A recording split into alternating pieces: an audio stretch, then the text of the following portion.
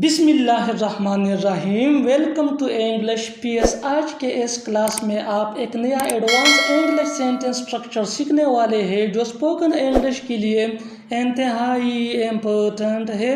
So let's start.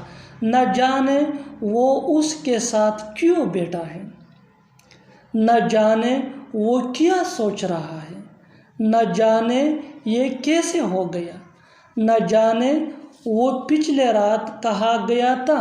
My dear viewers, ان جملوں کو غور سے دیکھو۔ ایسے جملے ہم اپنی ڈیلی لائف میں روز یا خود استعمال کرتے ہیں، بولتے ہیں یا دوسروں سے سنتے ہیں، اس لیے کہ یہ ہمارے ڈیلی لائف کا امپورٹنٹ پارٹ ہے۔ ایسے جملوں کے لیے انگلش کا جو اسٹرکچر یوز ہوتا ہے، اس اسٹرکچر کو، اس فارمولے کو سیکھنے کے بعد آپ بھی ایسے جملے بآسانی انگلش میں بولنے کے قابل ہو جائیں گے۔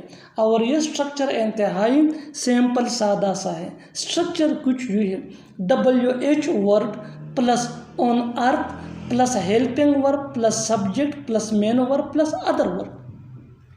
فرسٹ WH ورڈ، پھر آن ارتھ، پھر helping verb plus subject plus main verb plus other ورب۔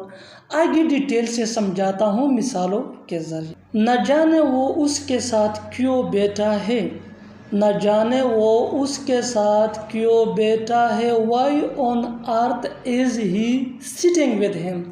Why on earth is he sitting with him? Next example.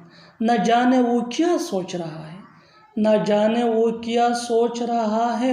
What on earth is he thinking? What on earth is he thinking? نہ جانے یہ کیسے ہو گیا، نہ جانے یہ کیسے ہو گیا۔ How on earth did it happen? How on earth did it happen? Next example. نہ جانے وہ پچھلے رات کہاں گیا تھا، نہ جانے وہ پچھلے رات کہاں گیا تھا۔ Where on earth had he gone last night? Where on earth had he gone last night? Subscribe English PS. Thanks, man.